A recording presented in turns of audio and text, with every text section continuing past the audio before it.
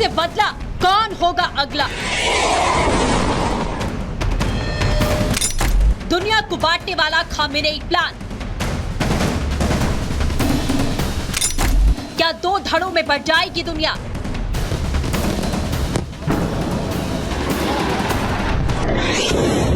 यह आगाज है मिडिल ईस्ट में भयंकर लड़ाई का, जिसका बिगुल फूका है ईरान के सुप्रीम नेता अयातुल्लाह खामेनेई ने।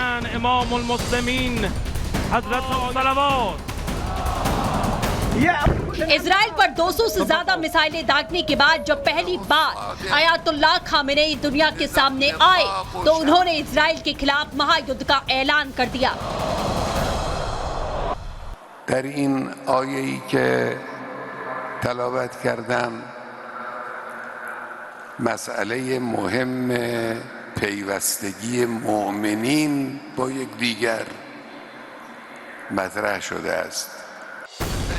खामेनेई ने सिर्फ इजराइल के खिलाफ महायुद्ध का बुगुल ही नहीं फूका, बल्कि दुनिया को उस विश्व युद्ध के मुहाने पर लाकर खड़ा करने का भी ऐलान किया, जिसकी शुरू होते ही दुनिया भर में अशांति मच जाएगी, मारकाट होगी, दिखेगी तो चारों तरफ सिर्फ बर्बादी ही बर्बादी और चीख पुकार, क्योंकि खामेनेई ने दुनिया भर में रहने वाले मुसलमानों को युद्ध छेड़ने का आदेश दे दिया है।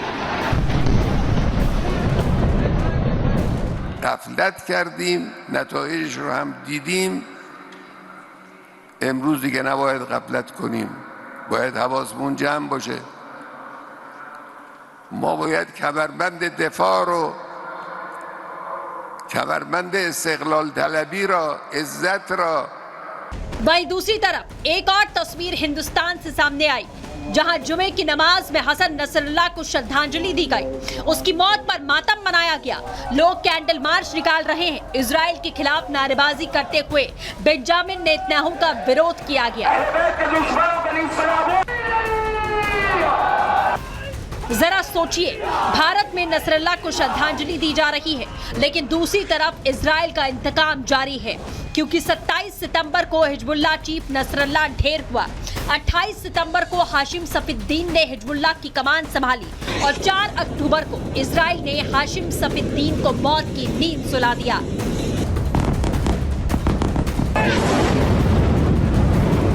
जी हाँ, नसरुल्लाह की मौत से आपा खो चुका ईरान चाहे कुछ भी कर ले और कह ले, लेकिन सच्चाई यही है, जो इजरायली सेना की कहर से हिजबुल्लाह को बचा पाने में पूरी तरह नाकाम साबित हो रहा है।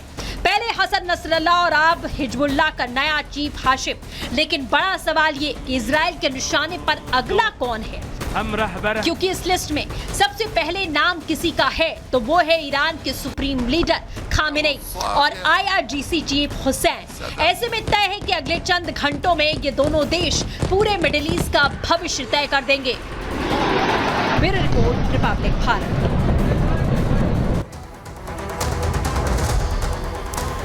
तो अब हिजबुल्लाह के अगले चीफ जो कुर्सी भी नहीं संभाल पाया था, उसका भी खात्मा कर दिया इजराइल ने, और इसीलिए सवाल पूछे जा रहे हैं कि अब अगला टारगेट इजराइल का कौन होगा। आज नसरुल्लाह को सुपुर्दे खाक किया गया और उसे लेकर किस तरह से प्लान बनाया गया, क्योंकि इजराइल वहां भी हमला कर सकता था। खमनेई के साथ ईरान के बड़े नेता आज वहां पर मौजूद रहे। वहां जो आप तस्वीर देख रहे हैं, कुछ इसी तरह की तस्वीर रही होगी। खमनेई से मिलने हिजबुल्लाह के नेता भी वहां पर पहुंचे। जो तस्वीर आप देख रहे हैं, जानबूझकर जनाजा लोगों के बीच नहीं ले जाया गया, जानबूझकर। और क्यों? क्योंकि जनाजे पर इजराइल निशाना बना सकता था, इजराइल हमला कर सकता था, इसीलिए नहीं गया। और खमनेई समेत सभी टारगेट पर वहां होते। अगर इजराइल उस जगह का पता लगा ले और वहां हमला कर दे, ये एक बहुत बड़ी चुनौती ईरान के लिए होती। तो सोचिए कि नसरुल्लाह को सुपुर्दे खाक किया गया, वहां जनाजा नहीं निकाला, सिर्फ इस डर से कि नेतन्याहू की सेना कहीं वहां पर हमला ना कर दे। तो सबसे बड़ी बात यह है, एक तस्वीर आपको दिखा देती हूं, क्योंकि अब डर है इजराइल का डर इस तरह है कि कहीं हमला ना हो जाए। तो खमनेई की भी आज एक तस्वीर आई है और खमनेई किस तरह से राइफल हाथ में लेकर नजर आए। ये जो तस्वीर आप देख रहे हैं, अब ईरान के सर्वोच्च नेता हैं और वहां पर खमनेई के हाथ में आज राइफल नजर आई है। किस ओर इशारा कर रही है? आज महाभारत में इस पर भी बात होगी, क्योंकि आज खमनेई ने कहा कि ईरान अब बदला तो लेगा, और ये भी कह रहे हैं वो कि पूरा मुस्लिम देश एक साथ आ जाए। वो ये कह रहे हैं कि बस कुछ दिन ही रहेगा इजराइल। क्या ये बहुत बड़ा ऐलान है जब इजराइल के लिए ये कह रहे हैं खमनई के बस कुछ दिन ही रहेगा इजराइल? अब मैं एक बार आपको दिखाती हूं कि आज ईरान में जो हुआ है वो क्यों महत्वपूर्ण है, क्योंकि ईरान में आज एक बहुत बड़ी भीड़ जुटी थी, और ईरान में जो भीड़ जुटी, तेहरान में जो भीड़ जुटी, वो खमनई को देखने के लिए और उन्हें सुनने के लिए आई थी। तेहरान पर दुनिया की नजर थी। तेहरान की ग्रैंड मस्जिद में लाखों की भीड़ जुट गई, जो तस्वीर मैंने आपको शुरुआत में दिखाई, और जुम्मे की नमाज में शामिल हुए थे खमनई, और यहां पर दुनिया के मुसलमानों से एकजुट होने के लिए कह दिया। यह कहा कि ईरान के दूर दूर के हिस्सों से यहां पर लोग जुटे, और लोग पहुंचे भी, ईरान के कई हिस्सों से यहां पर लोग आए। अब लोगों ने इसे सुइसाइडल फ्राइडे कहा। क्यों कहा? क्योंकि अभी तक चर्चा ये हो रही थी कि खमनई एक बंकर में है, खमनई को एक सेफ हाइडआउट में छुपाया गया है, इजराइल के हमले से बचाने के लिए छुपाया गया है। अब खमनई वहां बाहर आ रहे थे, तो इसीलिए बहुत लोगों ने कहा कि ये सुइसाइडल हो सकता है, इजराइल कहीं हमला ना कर दे। तो आप सोचिए कि ईरान में किस तरह का डर है इजराइल के हमले का। 39 साल बाद खमनई की ये पब्लिक सभा थी, आप सोचिए, क्योंकि ये जुम्मे की नमाज में शामिल हुए, लेकिन इसे आप सोच लीजिए एक तरह की पब्लिक तकरीर जो वो कर नहीं रहे थे, आज करने आए, और इसीलिए वहां पर लोग जुट गए। मैं आपको एक बार बता देती हूं कि मेरे साथ आज महाभारत में कौन कौन मेहमान जुड़ रहे हैं। मेरे साथ मेजर जनरल के सिन्हा जुड़ रहे हैं, मेरे साथ कर्नल शैलेंद्र सिंह जुड़ रहे हैं, हमारे साथ रोबिंदर सचदेवा हैं, अंतर्राष्ट्रीय मामलों के जानकार हैं, हमारे साथ मौलाना साहबुद्दीन रिजवी हैं, और मुफ्ती मौलाना नदीमुद्दीन हैं।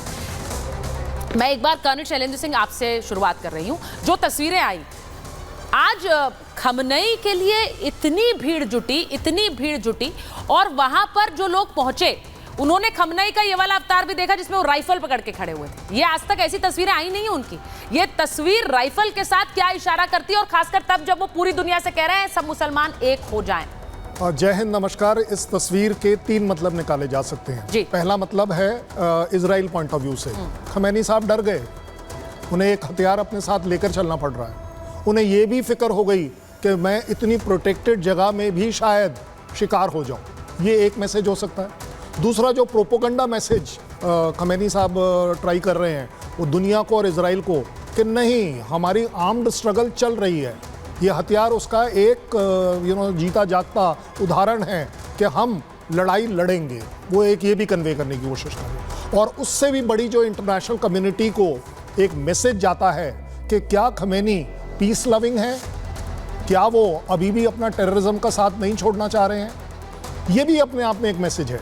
ज़्यादा बड़ी बात यह है कि यस, इतने साल बाद अगर आप आए हैं और अगर आप मुस्लिम ब्रदरहुड की बात करते हैं, पीस की बात करते हैं, अच्छाई की बात करते हैं, तो अगर आपका यही डिस्प्ले है अच्छाई का, तो आप ही बता दीजिए कि इजराइल आपके साथ क्या करे। आपने सुपुर्दे खाक आज करना था, आप डिक्लेयर क्यों नहीं कर पाए कि कहाँ कर रहे हैं, कैसे कर रहे हैं, क्या नहीं कर रहे हैं। हाँ। और सबसे बड़ी बात, भाई नसरुल्लाह आपके कंट्री का तो था ही नहीं। हाँ। वो तो ही वॉज फ्रॉम बेरूट, और वहीं पर मारा गया था। तो वहाँ क्यों नहीं, यहाँ क्यों? ये सारी बातें बड़ी क्लैरिटी से दिखाता है कि as far as Iran and Khamenei are concern, इस समय वो डर नहीं रहे, खौफ की जिंदगी जी रहे हैं।